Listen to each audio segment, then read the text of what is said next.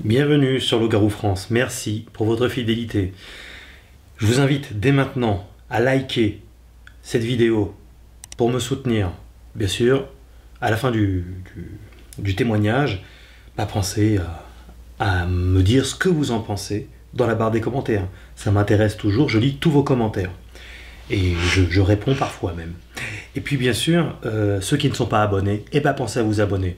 Je le rappelle également, comme toujours, je me dois de le faire, parce que, voilà, il n'y a pas de fumée sans feu. On a besoin d'un certain nombre de fonds pour pouvoir agir lorsqu'on mène un projet, surtout un projet comme Loup-Garou France. Aidez-moi avec un petit don de votre choix, selon vos moyens, sur Tipeee. N'attendez pas que les autres le fassent pour vous, parce que sinon personne ne le fait. Prenez vos responsabilités, si je puis dire, et participez activement. Au-delà des likes, des partages, des commentaires qui me font super plaisir. Mais cette aide palpable est vraiment essentielle pour moi, parce qu'elle me permet de vous continuer à alimenter cette chaîne, Loup-Garou France.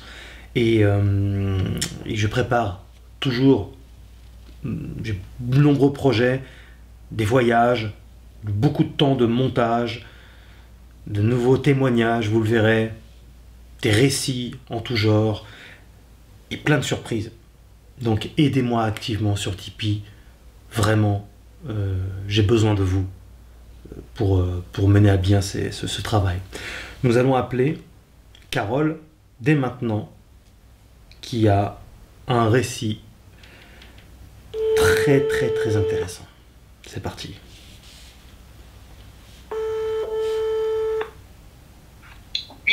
Oui, salut Carole, c'est Morgane, Loup-Garou France.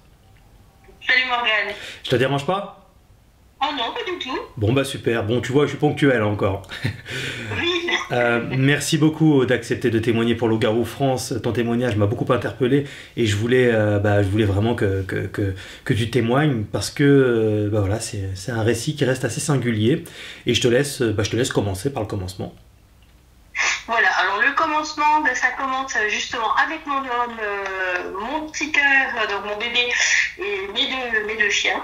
Oui. Donc on gardait en fait la maison de mes beaux-parents, donc dans la localité de Cousances, à Cousancelles pour être exact, ça se trouve dans la Meuse, c'est un petit village.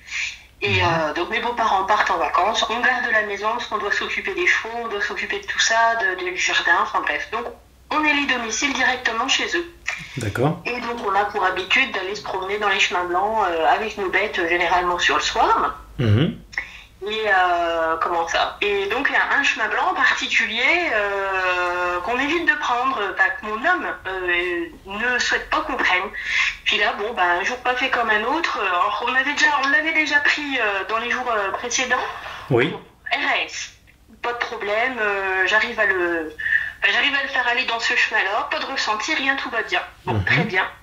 Là, la fois, donc le jour qui nous intéresse, nous la partie justement dans ce chemin-là, donc un peu prise de bec pour savoir qui a raison, on prend quel côté, donc chemin droit, chemin gauche. Mais attends, alors, excuse-moi, quelle heure il était à ce moment-là, à peu près? Alors oui, on était sur le soir, donc là le crépuscule arrivait quand même, hein, alors après l'heure, je pourrais plus vraiment le dire. Il faisait encore jour, quoi. Mais le soleil était couché, on était entre chien et loup. D'accord, donc encore bien clair, en plein été. Donc ça, cette histoire-là, elle s'est passée en août de l'année dernière, 2020. 2020, d'accord, oui, d'accord. Et donc il faisait sombre, mais il faisait pas totalement nuit, c'est bien ça? C'est ça. Il faisait sombre, mais enfin, voilà, le crépuscule était là, on était entre chien et loup, on voyait encore suffisamment clair. Hein, parce que c'était vraiment un beau soir d'été. D'accord. Et on était dans la période de lune montante ou descendante, mais en tout cas, la lune était bien présente. Et bon, après, justement, pareil, dans le souvenir, je sais plus si elle était pleine ou pas pleine. Quand on a fait notre chemin inverse, quand on est reparti, en fait, à ce moment-là, on a vu que la lune était quand même bien pleine, mais je suis pas sûre qu'elle était pleine totalement. Et tu me parles donc d'un double chemin. Il y a un chemin, il y a un chemin qui va pas. Il y a un chemin qui se coupe en deux. Ouais. Donc un chemin qui donne véritablement sur les champs, et un autre chemin qui va donner sur un tout petit bout de bois.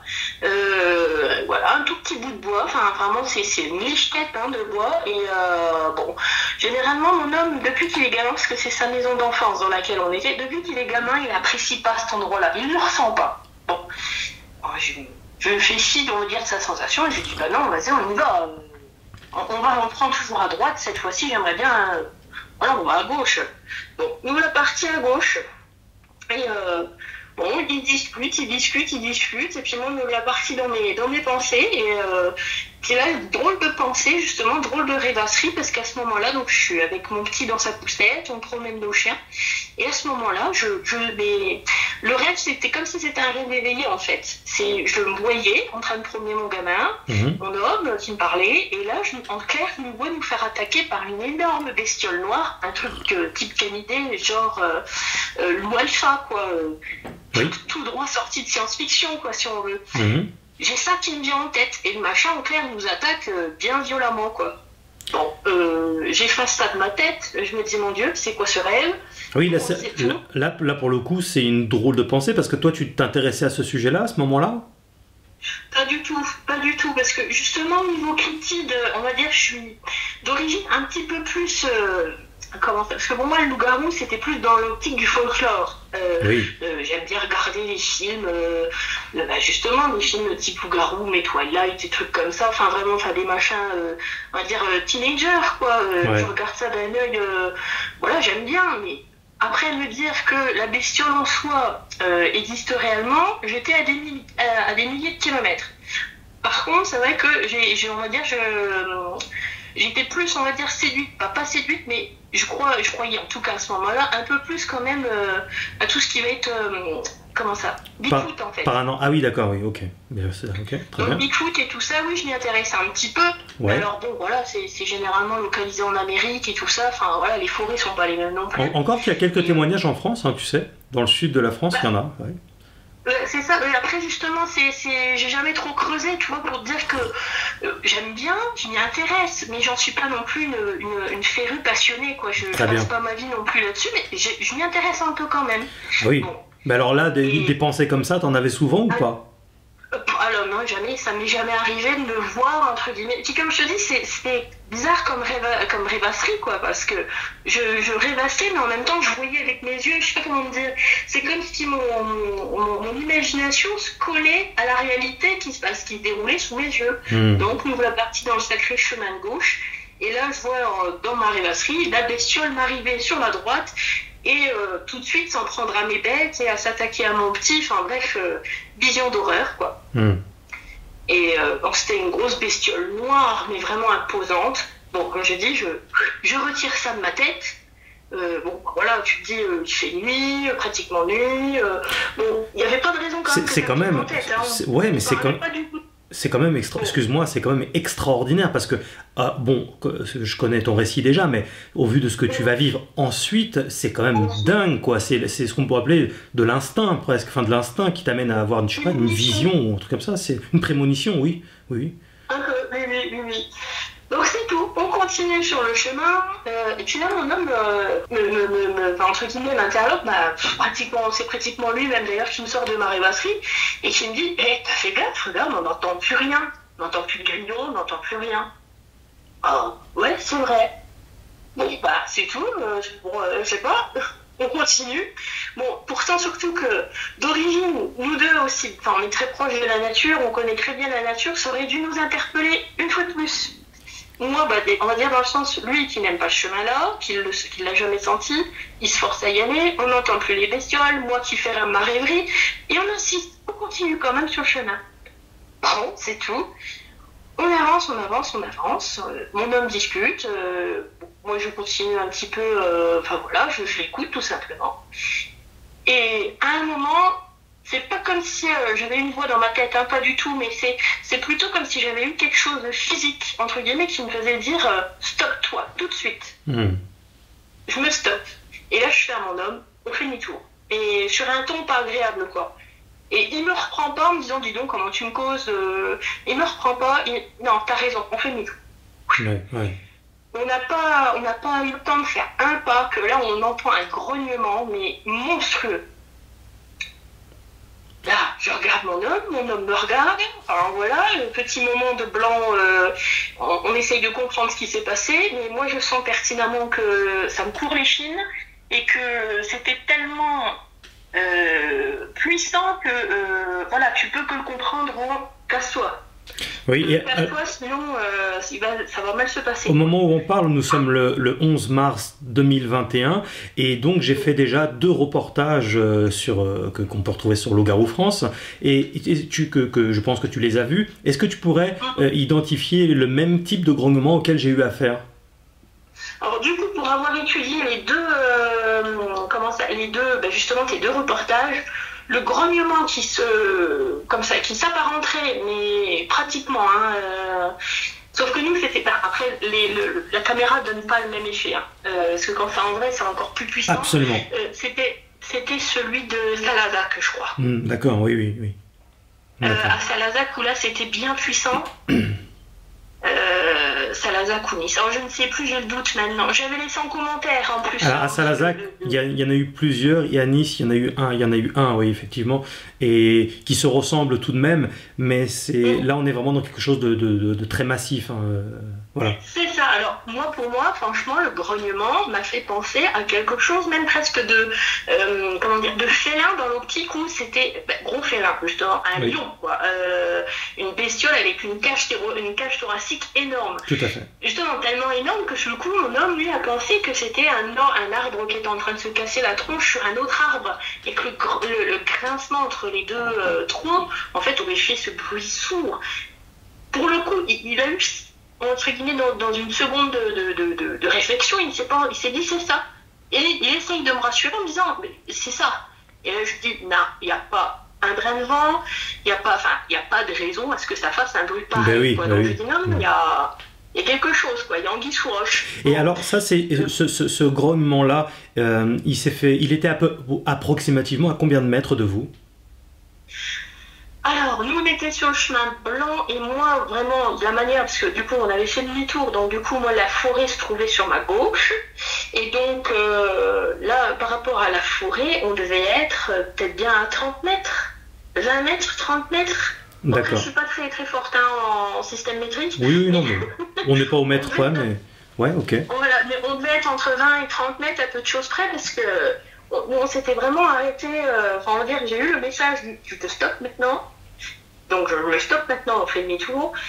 On allait vraiment être à côté de ce petit tronçon, vraiment là, à quelques mètres, quoi, de ce petit tronçon de bois là. Alors je vais te poser une question à la con, mais ça fait, tu sais, c'est toujours comme ça, il y en a plein, il y a des personnes quand même qui arrivent avec des arguments un peu bizarres sur les réseaux sociaux. C'est pas un sanglier, c'est pas un cerf, c'est pas un ours, c'est pas un je sais pas quoi. Je te pose la question. C'est ça, donc du coup, pour remettre dans le contexte, on est des enfants de la campagne, mon homme a passé toute sa vie dans la forêt, moi j'ai chassé, donc j'ai encore cette petite comme ça, corde à l'arc, entre guillemets, si je peux dire comme ça, justement qui me permet de dire que non, c'est pas une bestiole connue, du tout. En plus de ça, pour être sûr qu'on est rentré, mais bon, j'y viendrai après, on a quand même refait des recherches en plus, en se disant c'est pas possible, c'était surréaliste ce qu'on a vécu, ce qu'on a entendu surtout. Oui. Bon. Donc on continue, mais là sur le coup on est en mode on marche très très vite, mais à la fois j'ai l'impression qu'il faut pas que je cours. Et mon homme a la même impression en fait, quand on refait notre débriefing derrière. Il y a eu cette même réaction de il faut pas qu'on court, il faut qu'on se magne, mais il faut pas qu'on court. Bon, donc on ne court pas, on se dépêche. Ouais, en même temps avec la poussette, ça aurait été un peu compliqué de courir. Mais... surtout dans des chemins blancs, la poussette, pas forcément truc tracté. Les chiens. Pas évident, mais bon. Et voilà. Et alors justement, j'allais en venir aux chiens. Et alors c'est ce qui nous a parce que du coup, tu as ton cerveau qui fonctionne, là pour le coup, autant qu'habituellement, le cerveau il doit fonctionner à 12% de ses capacités, autant qu'à ce moment-là, je t'assure que ça fuse. Ça fuse. Et tu te rends compte que tu réfléchis, mais en un quart de seconde, un truc qui te faudrait une demi-heure, quoi. Tous tes sens sont en éveil. Aussi bien, l'odorat, surtout Louis. Et moi, pendant ce temps-là, Louis, mon homme essayait de me la cacher en parlant. Je ne sais pas si c'était sa façon de se rassurer ou essayer de me rassurer, mais dans tous les cas, ça marchait pas parce qu'il m'énervait, parce que j'entendais pas. ce qui se passait réellement, parce que j'avais l'impression, moi, d'entendre derrière, que ça nous suivait. Malgré qu'on se maniait, ça nous suivait. Alors, vous l'entendez de quelle façon, en fait? Ça faisait du bruit? Oui, ça faisait du bruit. Moi, j'entendais, ça foulait le sol, en fait. Oui, ça foulait le sol, en fait. Et comment ça? Là, c'était premier grognement, parce qu'on fait, mais même pas 4-5 mètres, quoi. Ça nous regrogne, et cette fois-ci, plus près, plus fort. Là, du coup, on était à la limite de la course, mais on courait quand même pas. Et on regarde nos chiens qui sont en face, attachés à l'aise, et ils ne réagissent absolument pas. Et là, on se dit, mais pourquoi? Pourquoi déjà on se fait grogner 2 fois? On l'entend pertinemment. Ouais, donc là, ça peut pas être... L'hypothèse un peu étrange du bruit d'un arbre est totalement exclue, là, en l'occurrence. Voilà, parce que 2 fois, ça se rapproche. Bon, puis tu le sens intérieurement, ton cerveau reptilien, si on peut dire ça comme ça, te fait comprendre que tu es en danger. Faut se faire confiance un peu, quoi. Et à ce moment-là, justement, on n'avait pas confiance. On se dit, mais c'est pas possible. Donc, on se dépêche, et on continue de l'entendre. Mais c'était vraiment discret, mais on entendait quand même, justement, que ça nous suivait. On s'est senti à l'aise, véritablement, qu'à partir du moment où on a réussi à rentrer dans le terrain de mes beaux-parents, qui est pas loin, justement, qui est pas très loin de cet endroit-là, mais on a vraiment touché au pas de course. Et à ce moment-là, on a levé les yeux, on a vu que la lune était quand même relativement pleine. Après, est-ce qu'elle était pleine totalement? Je ne sais pas. Et on s'est dépêché, on est rentré, on s'est enfermé à double tour, on a refermé les volets, on a retiré, parce qu'on était en pleine canicule, donc on avait les clims portatives où il faut que tu sortes le tuyau par la fenêtre. Oui, d'accord. On a retiré la clim, on a fermé les volets, on a dit c'est zombie, on s'en fout, on a chaud, mais on s'en fout, là, il faut qu'on ferme tout. Parce que vraiment, donc à partir de ce moment-là, on était rentré, fermé à clé, tout cloîtré, qu'on a enfin réussi à souffler, parce qu'on avait vraiment l'impression que la bestiole nous a suivis quand même sur un sacré bon bout de chemin. Pendant combien de temps à peu près elle vous a suivi? Écoute, le temps qu'on refasse le chemin, moi j'ai arrêté d'entendre. J'ai arrêté d'entendre les bruits derrière moi, justement un petit peu après la patte bois, donc déjà là il nous a fallu peut-être bien 2 minutes en marchant vite, hein. Peut-être bien 2 minutes pour remonter jusque là. Donc déjà sûr, elle nous a suivi 2 minutes. Et ensuite, j'avais l'impression... Alors après, est-ce que c'est la peur qui te fait sentir la présence ou pas? Je sais pas, mais moi j'ai eu l'impression qu'elle nous a suivis encore jusqu'à l'autre pas de bois, où là on arrive un peu plus dans le village. Et donc là, pareil, il te faut bien... Pour moi, en clair, 4 minutes. Elle nous aurait bien suivi 4 minutes. Et vous n'avez absolument rien vu? Rien vu. Et surtout, moi, en ce qui me concerne, je n'ai pas osé me retourner. Je n'ai pas osé me retourner parce que, en clair, je peux pas dire ça comme ça de message, mais mon cerveau me disait, en clair, si tu cours, il vient, il bouffe. Si tu le regardes, cette fois-ci, il vient, il bouffe. Et tu m'as... Voilà le schéma de pensée. Et tu m'as dit que ton compagnon parlait beaucoup à ce moment-là. Alors, sur les deux, entre guillemets, sur les 2 premières minutes, les 2 premières, même pas, non, sur les 2 premiers, les quelques pas qu'on a fait entre les 2 grognements, là, il a beaucoup parlé. Justement, je pense que c'était sa façon de calmer le truc. Mais au 2e grognement, là, il parlait plus. Là, il parlait plus et on était vraiment tous les deux plus que... là, ça a été silence, on se dépêche.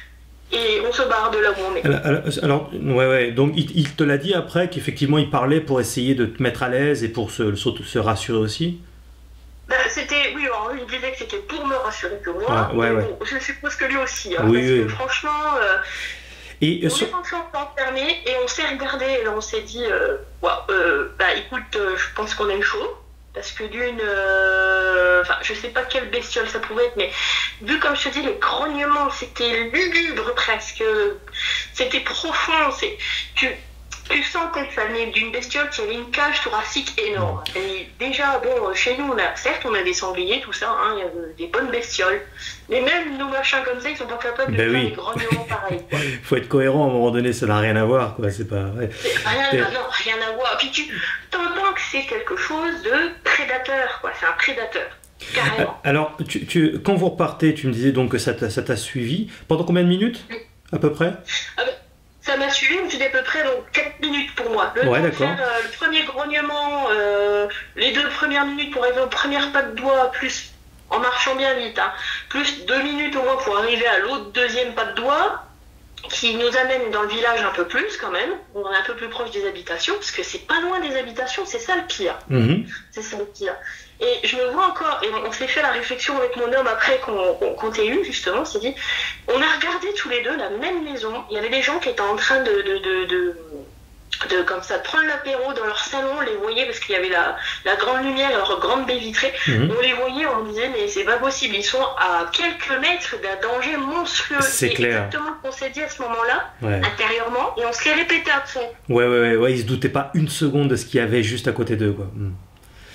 Juste à côté de chez eux, c'est hallucinant, quoi. Et du coup, pendant ces 4 minutes, donc vous entendez les bruits de pas de ce loup-garou, enfin ce que j'identifie personnellement en tout cas comme étant en tout cas ça en a toutes les caractéristiques, et c'était ils marchaient dans les fourrés, et ces fourrés étaient denses, elles étaient comment? Non, justement, parce que pour aller à ce chemin-là, t'as un peu d'herbe haute vite fait. Bon, c'était l'été, donc c'était c'était bien fourni, mais t'as pas vraiment t'as quelques buissons, t'as quelques trucs comme ça, mais sinon c'est beaucoup de chemin. D'accord. De chemin et de champ, pardon, avant d'arriver justement à ce tronçon de forêt, quoi, en fait. D'accord, ok. Donc en fait, concrètement, je pense que vraiment, si on s'était retourné véritablement faire face, parce que là, du coup, on aurait été vraiment face à face, puisque là, il n'y avait rien pour le cacher, quoi. Mais moi, j'ai rien vu, parce que j'ai franchement pas osé me retourner. Mon homme, il me semble qu'il a regardé dessus de son épaule, quoi, pour essayer un petit peu de voir. Mais après, comme je te dis, il faisait nuit. Et il faisait comme nuit claire, donc s'il y avait quelque chose, on l'aurait vu, quoi. Mais, oui, c'était une nuit d'été, quoi. Si on s'était retourné, quoi, du moins, parce que vraiment... Oui, c'est sûr, dans une soirée d'été, on voit tout de même un minimum, ouais. Avec nos bêtes et de surplus, avec notre bébé, vraiment, on n'a pas cherché à faire les warriors, quoi. Ouais, tout à fait.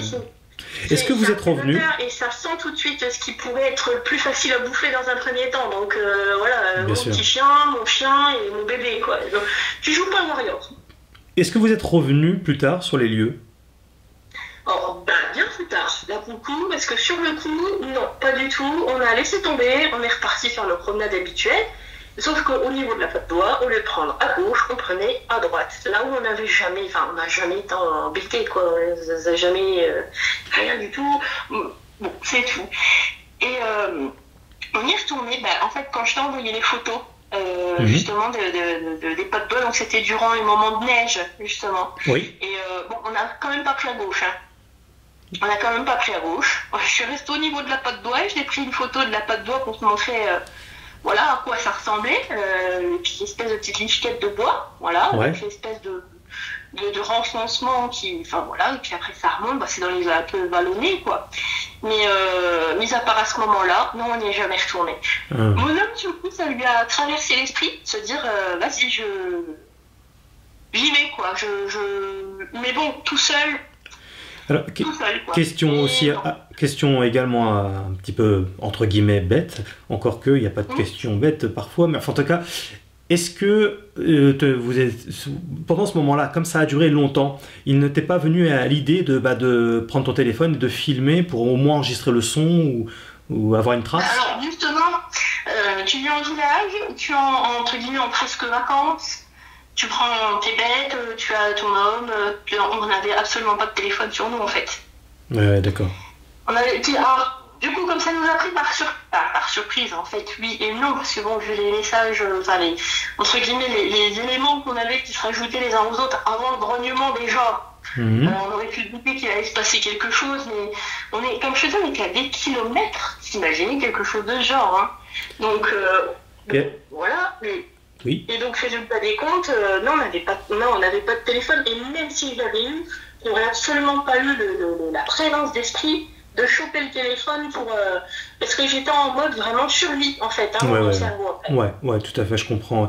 Alors tout ça, ça corrobore avec une autre histoire que ton compagnon, qui s'appelle, on peut le dire, Jonathan, ça pose pas de problème. Est-ce que j'ai besoin de biper? Non. D'accord, ok. Sinon je bip. Voilà. D'ailleurs toi, bon, tu t'appelles Carole, mais voilà, il n'y a pas de problème avec ça. Je peux le dire à la caméra. Hein. Oui, il n'y a pas de souci. Ok, d'accord. Non, parce que sinon, vraiment, je respecte beaucoup l'anonymat et donc je bip s'il y a besoin de biper. Voilà. Non, il n'y a pas de problème. Et donc, ton compagnon, qui s'appelle Jonathan, il a vécu des histoires aussi inquiétantes.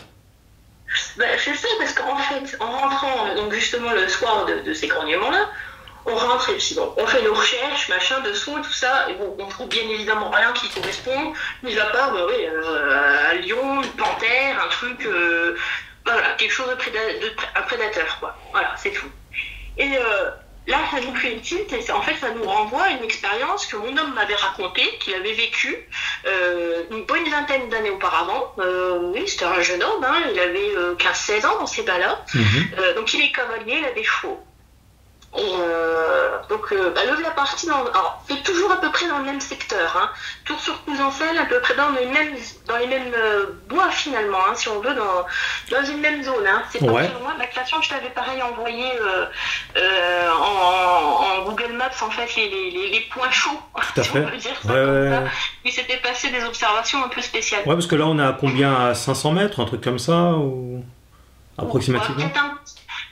Quoique en vol d'oiseau, oui, ça va vite. Hein. Puis en coupant un travers champ, aussi, ça va vite. Hein. Ouais, d'accord. Et donc, c'est le vrai parti donc, à cheval, avec une copine à lui, cavalière également. Donc, ils ont chacun leur canasson. Hop, lève la partie, se promener comme ça. Alors, c'était sur la soirée, c'était pas la nuit du tout, c'était sur la soirée. Le soleil commençait gentiment à se coucher. Puis, hop, un soir d'été, on en profite, on va se promener, hop. Et la partie, donc, toujours sur un chemin blanc, donc pas très loin de là-bas, mais un chemin blanc, on va dire, un peu parallèle à celui en question. Il continue, machin, puis bon, comme il disait mon homme, à chaque fois à cet endroit-là, quand ils arrivaient à cet endroit-là, qu'ils soient tout seuls ou qu'ils soient accompagnés avec d'autres chevaux, à chaque fois les chevaux étaient un petit peu plus difficiles à tenir, un peu fougueux, enfin, ils n'étaient pas à l'aise, les chevaux, à chaque fois qu'ils arrivaient à ce point-là fatidiques. Bon. Mais bon, ils y prêtaient pas attention, c'est tout. Et bizarrement, mon homme, depuis qu'il est gamin, à chaque fois qu'il passait par là, sentait que ça ne lui plaisait pas, ce point-là. Ça ne lui plaisait pas. Bon, c'est tout. Et puis ce jour-là, en question, donc avec une copine, ils y vont, et là, les chevaux s'arrêtent net. Là, les naseaux dilatés, enfin, il y a un truc qui va pas, quoi. Ok, et il cherche un petit peu à s'en aller, difficile encore plus que d'habitude à tenir. Bon, merde, qu'est-ce que se passe? Et là, donc, en plus, quand tu es sur des chevaux, tu as une visuelle quand même un peu plus haut, hein, t'es bien haut du coup. Oui, tout à fait. Et donc là, ils se retournent, et donc ils regardent sur leur... Alors, c'était leur droite, leur gauche, je sais plus dans quel sens ils étaient. Bon, j'ai du détail. En clair, ils regardent sur le côté, au niveau du champ, en fait, tout simplement, qui est à moitié enclavé dans la forêt, à moitié aussi. Et là, donc ils regardent, et là, ils voient une bestiole énorme, en tout cas une bonne taille, quoi, de couleur beige-gris, en train de se rouler, en fait, dans la terre sèche, parce que c'était en plein été, donc comme pour se débarrasser, en fait, des parasites. Encore ce fameux sanglier, alors? Ah oui, alors, un sanglier albinos. Par chez nous, j'en ai jamais vu. Alors là, c'est un bon albinos de 200-250 kilos, je pense. Non, mais c'est la nouvelle génération de sangliers. Bon. C'est les nouveaux sangliers. T'es pas au courant? Ah oui, en même temps, Tchernobyl. Hein. Ouais, voilà. Ceci explique cela. Ah non, ça s'arrête à la frontière, qu'est-ce qu'on est con. On a oublié. Bon. Mais tout ça, voilà, il voit la bestiole. Et là, mais qu'est-ce que c'est que ça, quoi? Donc, il voit la bestiole en train de va faire le fou dans la terre, et là, la bestiole se redresse d'un coup, tourne légèrement la tête, et là, malheureusement, il n'arrive pas à... Il voit que la bestiole tourne la tête, mais il ne voit pas le museau, il voit pas... Déjà, c'est assez loin quand même, mais il n'arrive pas à distinguer, ça ne tourne pas la tête suffisamment pour pouvoir vraiment... mis à part une allure générale d'une bestiole très massive... Comme s'il était de dos, c'est ça? Il n'arrive pas à voir vraiment la tronche de la bestiole. Et là, en clair, la bestiole en tournant la tête, tout simplement à chercher à les sentir. Et donc les a sentis, bien évidemment, senti les chevaux ou les a sentis eux. Et là, il s'est pas levé, il s'est mis à quatre pattes. Il a commencé son chemin pour aller se cacher dans les bois à quatre pattes et a terminé. Alors, sur combien de mètres en tout? Ça doit faire peut-être 15 mètres, même pas 15 mètres. Oh, si, peut-être 15 mètres. Là où il était la bestiole, ouais, 15 mètres à peu de choses près. Donc il a fait les quelques premiers mètres à quatre pattes, il a terminé sa course en bipède. Alors des sangliers bipèdes, j'aimerais bien voir ça. Oui, c'est les nouveaux, je t'ai dit. Des cerfs bipèdes, sachant qu'on n'a même pas de cerfs nous, chez nous. Alors chez nous, on n'a pas de cerfs. Ah oui, d'accord. Alors, ça, c'est pour mettre des chevreuils. Donc, le loup-garou se met sur les pattes arrière, il continue sa course et il va où? Et il va se cacher dans les bois. Donc là, il part dans les bois du village à côté, en fait, de mon village à moi. En clair, voilà, il se trouve. En tout cas, ça a l'air de se trouver dans cette zone-là. Zone que moi, j'ai quand même pas mal fait en chassant, justement. Ouais. Sachant qu'en plus de ça, dans cette zone-là de bois en question, parce que bon, c'est quand même deux expériences assez intéressantes. Et ça se passe toujours dans le même... pas toujours, mais ça se passe dans cette zone-là, c'est quand même vachement bizarre, quoi. Tout à fait, ouais. Ils cherchent pas à comprendre, ils attendent que la bestiole se barre dans les bois, et là, ils font demi-tour, et voilà, quoi. Ou trop, voire limite galop, quoi.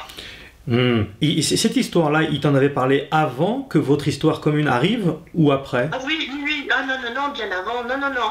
En fait, il m'en a parlé, oui, bon, ça faisait quoi ça faisait quelques mois qu'on était ensemble, le temps de se jauger un peu, puis de voir si la personne avec qui tu es est assez, on va dire, ouverte d'esprit pour pouvoir entendre ce genre de récit, parce que bon, c'est quand même quelque chose. Bah oui. Et oui, donc c'est vrai que moi, quand il m'a raconté ça pour la première fois, j'étais, mais t'as eu du pot, quoi. Et même lui, il aurait été dans l'optique de se dire dans un premier temps, c'était peut-être un espèce de Bigfoot ou un truc comme ça, je sais pas, parce que comme il n'a pas vraiment vu, ce qu'il a vu, c'est qu'en tout cas, ça terminait sa course en courant en bipède. Ouais, d'accord. Après, justement, au niveau des jambes et tout ça, il m'a pas parlé de jambes en S ou quoi que ce soit. Mais le seul truc qui l'a vraiment bien marqué, bon, c'est quand même ça assez... parce qu'on s'est mis ensemble, maintenant ça va faire 9 ans, donc son histoire avait déjà 10 ans, et ça faisait 10 ans qu'il l'avait tué dans sa tête, cette histoire-là, peu de choses près. D'accord. Est-ce qu'il accepterait de témoigner pour Loup-garou France oui, il n'y a pas de souci, oui. Qu'on puisse entrer dans tous les détails possibles. Si oui, il y a des détails un petit peu plus croustillants, en effet, oui. On fera une vidéo à ce moment-là, ok. Très, très, très intéressant. Donc tout ça, c'est donc dans la même région. Donc toujours dans la même région. Et comment ça? Et justement, parce que c'est pas la seule chose, c'est encore passé autre chose. Et cette fois-ci, c'était avec ma belle-sœur et toujours mon homme. À croire que c'est lui qui l'attire. Il les attire, ouais. Donc là, cette fois-ci, c'est de l'autre côté du village. Donc là, il faut traverser tout le village, entre guillemets, pour y être, quoi. Et donc, la partie là-bas avec sa sœur pour promener. Donc là, à l'époque, on n'avait qu'un seul chien, donc notre gros bosseron. Et puis, il se promène avec sa petite sœur, avec son petit chien, donc dans un autre tronçon de bois. Et dans ce tronçon de bois en question, pareil, une fois de plus, tu avais toujours eu un mauvais ressenti. Et ce jour-là, j'ai pas désiré les accompagner, j'étais fatiguée, j'avais pas envie. Bon, j'avais bien regretté quand même de ne pas y aller, parce que bon, finalement, il est parti donc se promener avec sa sœur.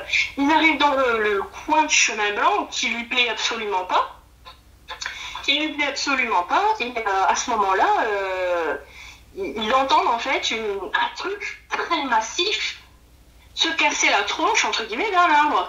Une branche pétée sous le poids du machin, et puis partir en courant dans les forêts. Et là, par contre, c'était très très assez haut quand même, des bonnes forêts bien hautes.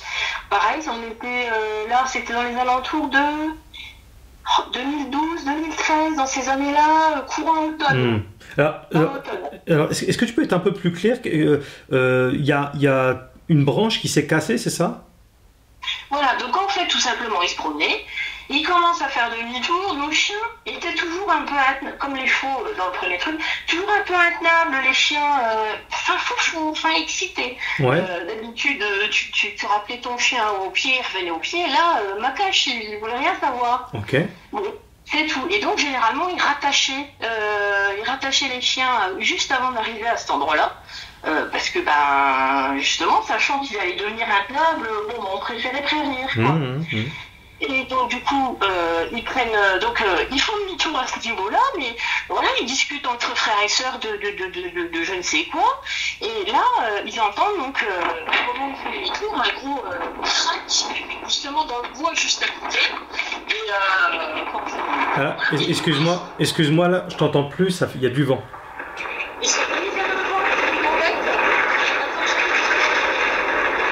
Il y a même une tempête, là. Voire même une tornade. Hein. La tornade est passée. Tout va bien? Ah non, elle est revenue. Ah, mais des fois, elles viennent, les tornades. Ça y est, je suis à l'abri. Ok, bon alors tu disais.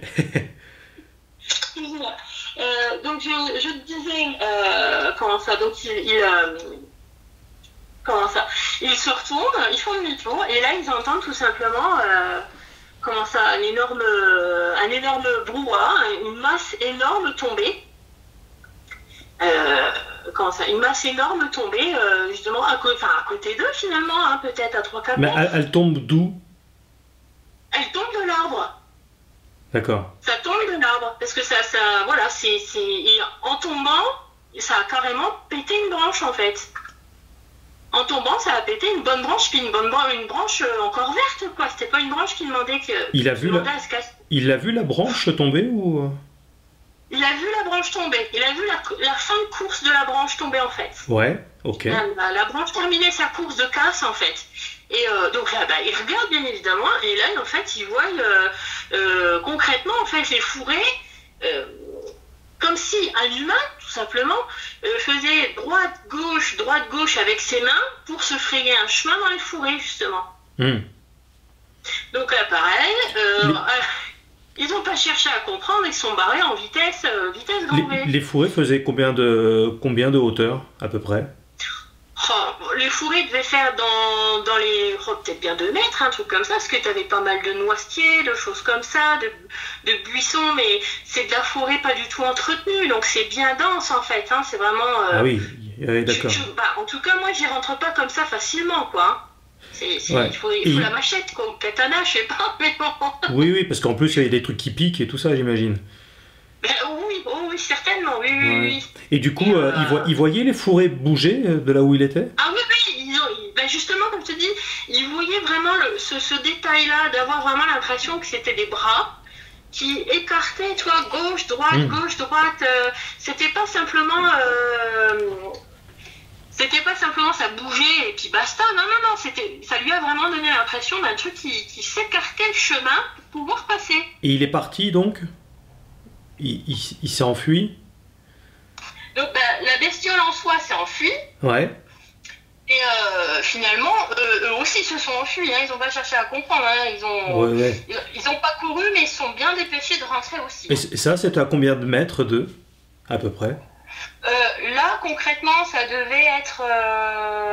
mais ça, il pourra te le redire, parce que c'est lui qui l'a vécu, pas moi. Mais vu comment il m'en a... Enfin, parce que moi, du coup, je suis retournée sur les lieux dans les 5 minutes qui ont suivi, justement. On est retourné voir, tous les deux, mais bon, il n'y avait plus rien, c'était fini. Ouais. Il devait bien être à 5 mètres à peine, hein. Ah oui, d'accord. Puis d'autant plus qu'il n'était pas seul, donc il n'a pas rêvé, quoi. Donc, voilà, donc bon, même si la bestiole s'est barrée, et là, pour le coup... à ce moment-là, il était un petit peu plus gaillard et il aurait bien été, en fait, à ce moment-là. Il aurait bien voulu, entre guillemets, genre donner le chien à sa sœur et puis aller voir. Mais bon, c'est sa sœur qui l'a un peu... Il t'a dit comment fonctionnaient les chiens à ce moment précis? Tout fou, complètement dingo. Ouais. Complètement dingo, alors pas d'aboiement, pas de tout ça, mais complètement dingo. Là, on va dire peut-être justement excité par une odeur, par quelque chose de ce type, quoi, en fait. Mais sinon, oui, non. Ouais, lorsque effectivement j'aurai l'occasion de l'interviewer, on en parlera de tout ça du coup. Et est-ce que vous avez déjà parlé de ces histoires-là à votre entourage, à des gens Justement, mis à part à notre belle-sœur, vraiment, concrètement, non. De notre belle-sœur à ma belle-sœur et à mon beau-frère, donc à eux, oui. Mais sinon, non. On a un petit peu indiqué donc à sa mère, à ma belle-mère, que il nous était arrivé un truc un peu bizarre justement par rapport au grognement. Et c'est au moment où on a été de prendre des photos, justement, qu'on en a reparlé justement à ma belle-mère. Et là, elle nous a fait entre guillemets une confidence où elle me dit, mais moi je ne passe jamais là, je déteste ce bout-là, je sais pas pourquoi. Là, on se dit, c'est marrant, jusqu'à la belle-mère, alors là, par contre, elle est à des millénaires, entre guillemets, d'un monde différent de ce qui est là. Quoi. Ouais. Donc, on s'est dit, tiens, c'est marrant, jusqu'à ma belle-mère. Mais pour en revenir au chemin où mon homme était juste avec sa sœur, quelques jours plus tôt, on va se promener donc justement avec mon homme, toujours sur ce chemin-là, avec notre chien. Et comment ça pas exactement. Ça se joue à quelques mètres de là où ils ont entendu le truc se casser la trombinette. Je regarde, je vois un truc par terre. Je dis, qu'est-ce que c'est que ça? On dirait des poils. C'est tout. Je regarde, je chope le machin dans la main. Et là, je regarde et je vois concrètement en fait une touffe de poils avec encore la viande dessus. Un bon bout de chair, quoi, dessus encore. Enfin, en tout cas, il y avait de la peau, quoi, le cuir. De couleur crème. Alors, c'était crème sur la base et ça se terminait couleur gris très clair. Ça faisait quelle taille? Alors, en longueur, ça devait bien être...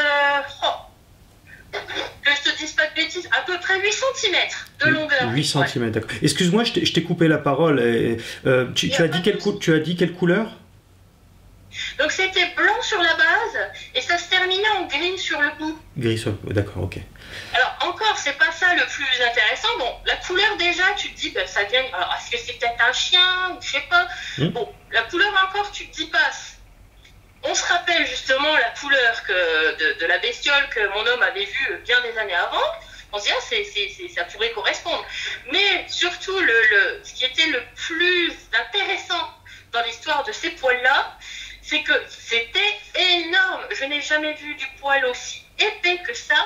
Dans l'optique, la base d'un seul poil, ça devait bien faire déjà 3 mm de diamètre. Encore ce fameux sanglier alors. Oui, sacré sanglier. Ou là, c'était plutôt même carrément soit du porc-épic transgénique, ou bien un hérisson sous LSD. Je sais pas, mais il y a un truc. On y revient, ce Tchernobyl a fait des miracles, c'est fou. Ouais. En tout cas, oui, au niveau de l'épaisseur du poil, parce que j'ai entendu le discours d'Alain, le témoignage d'Alain. Oui. Où il expliquait que justement, il avait l'impression que ça faisait comme des énormes pics, enfin du pic d'hérisson, mais en poil, assez long. Épais. Et ben, voilà, très très épais. Et c'était exactement ça. Mais alors très épais, mais alors super souple. Parce que moi, du coup, comme j'ai eu le morceau de truc dans la main, quoi, j'ai vraiment pris le temps de l'analyser. Moi, je voulais le rembarquer. Mon homme m'a dit non, tu laisses ça par terre, c'est dégueulasse.